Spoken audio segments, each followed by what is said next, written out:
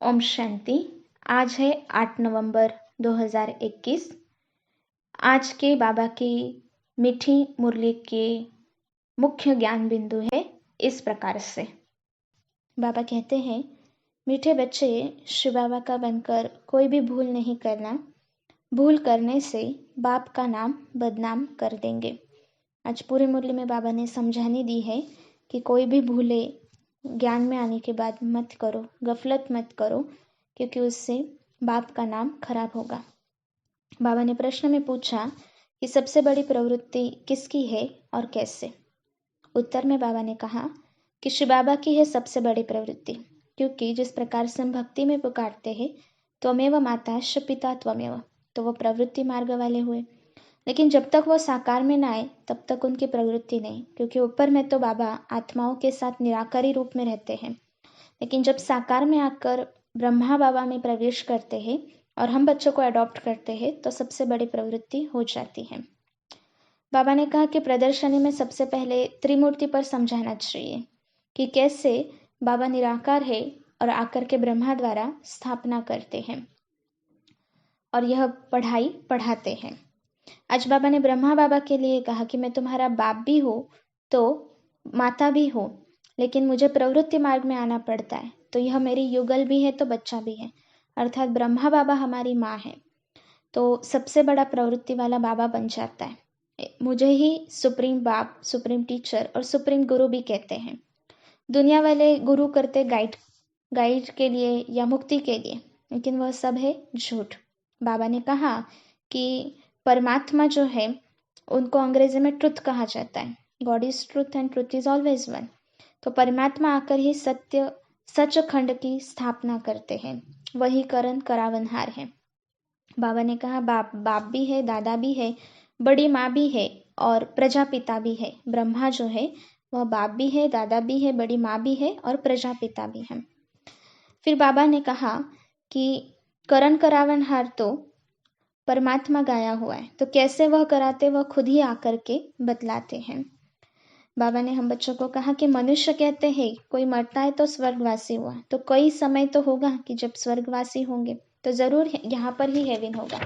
लेकिन रामानुसार यह सब बातें भूल गए हैं, इसलिए बाबा आते समझाने के लिए। बाबा ने कहा कि पुकारते थे भक्ति में कि दुख हर कर सुख दो, परंतु यह पता नहीं कि वह नॉलेज क्या देंगे, क्या सुख देंगे।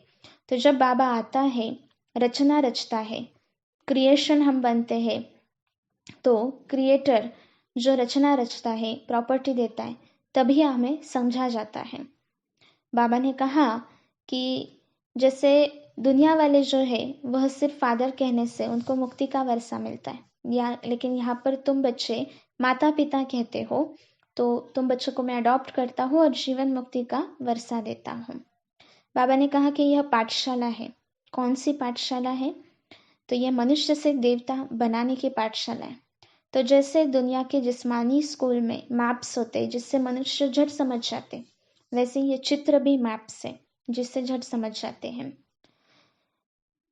फिर बाबा ने यज्ञ के लिए कहा कि यज्ञ जो बाद में शुरू करते भक्ति में, लेकिन सबसे पहले तो शिव की और देवताओं की पूजा होती है, उन पर फूल चढ़ाते। बाबा ने कहा अभी तुम फूल चढ़ाने के या पूजा के लायक नहीं हो।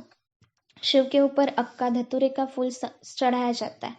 तो क्यों चढ़ाया जाता है? तो बाप हम बच्चों को समझाते कि तुम सब काटे थे, अब मैं फिर से फूल बना रहा हूँ। लेकिन कई बच्चे जो पूरा पढ़ते नहीं, तो अक के फूल के ही फूल रहते हैं, अर्थात कोई काम के नहीं।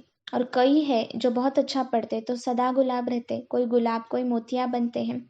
तो बाबा कहते तुम्हारे में भी नंबर 1 है, कोई तख्त नशीन बनेंगे, कोई क्या बनेंगे। बाबा ने कहा कि कलयुग में तो एक भी देवता हो न सके। बाप आकर ऐसे कर्म सिखलाते जो मनुष्य सीख कर दैवी गुण धारण कर फिर देवी देवता बनते हैं। फिर आज मुख्य धर्मों के लिए बाबा ने कहा कि मुख्य धर्म है 4, इस्लामी, बौद्धी, क्रिश्चियन और आदि सनातन देवी देवता धर्म। बाकी सब छोटे छोटे धर्म वृद्धि को पाते हैं। बाबा ने कहा कि जैसे ब्रह्मा मुख वंशावली जो ब्राह्मण है वही सच्चे ब्राह्मण है। वो लोग तो ब्रह्मा भोजन की महिमा करते, संस्कृत में श्लोक आदि पढ़ते हैं, लेकिन यह सब फालतू है। उनसे पूछना चाहिए कि तुम ब्राह्मण कैसे ठहरे। पहले तो ब्रह्मा चाहिए। तो ब्रह्मा से जब तक अडॉप्ट नहीं होंगे, सच्चे ब्राह्मण नहीं बनेंगे, तब तक देवता नहीं बन सकेंगे।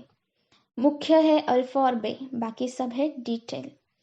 फिर आज भूल के लिए बाबा ने हम बच्चों को समझाने दी कि शिव बाबा अगर समझाते हैं तो इसका मतलब यह नहीं है कि बाबा डांटते हैं। बाबा तो समझाने देंगे ना।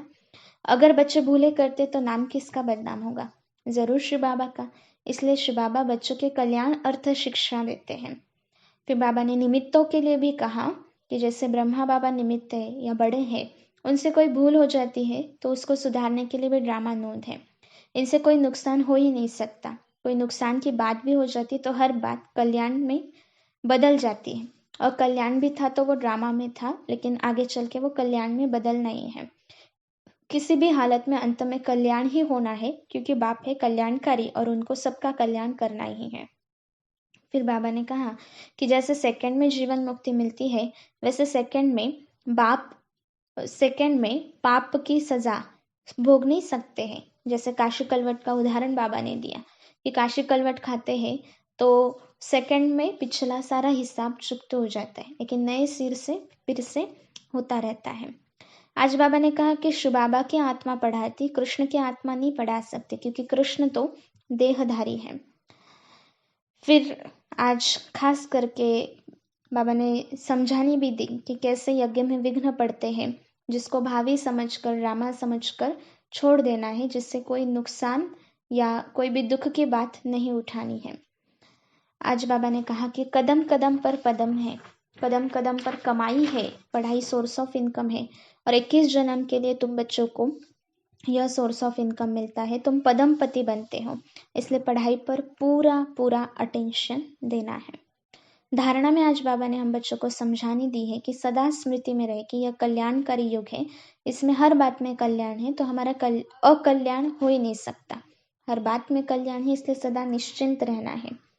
फिर पूरा पूरा सदा गुलाब का फूल बनने के लिए पढ़ाई पर अटेंशन देना है, गफलत नहीं करनी है, अक का फूल नहीं बनना है। अर्थात पढ़ाई रोज पढ़नी है, न पढ़ते न अटेंशन देते हुए, कोई काम के न रहते हुए अक का फूल नहीं बनना है। वरदान में हम बच्चों को बाबा ने बहुत सुंदर समझानी दी, वरदान दिया। सबको रिगार्ड देते हुए अपना रिकॉर्ड ठीक रखने वाले सर्व के स्नेही भव। बाबा ने कहा जितना रिगार्ड देंगे उतना रिकॉर्ड ठीक रहेगा, और रिगार्ड देना ही रिगार्ड लेना है। एक बार देना, अनेक बार के लेने का हकदार बनना है। जैसे कहा जाता है छोटों को प्यार और बड़ों को रिगार्ड देना, लेकिन बाबा कहते हैं सभी को बड़ा समझकर अगर रिगार्ड देंगे तो सबके स्नेही बनेंगे। इसलिए हर बात में पहले आपका पाठ पक्का करना है। और स्लोगन में बाबा ने कहा बाप दादा की शिक्षाएं समय पर याद आना ही तीव्र पुरुषार्थ है। अर्थात बाबा जो भी शिक्षाएं देते हैं, पढ़ाई पढ़ाते हैं, वो समय पर, सही समय पर याद रहे। इसके लिए तीव्र पुरुषार्थ करना होगा। बुद्धि की लाइन सदा क्लियर रखनी होगी, एक बाप से जोड़ी रखनी होगी, ताकि समय पर मुख्य जो बाबा के पॉइंट्स हैं, ज्ञान है, वो समय पर बुद्धि में याद आए और उसको यूज कर सके। इस प्रकार से आज बाबा ने बहुत सुंदर सुंदर शिक्षाएं हम बच्चों को दी हैं, तो वह हम जरूर धारण करेंगे। ओम शांति।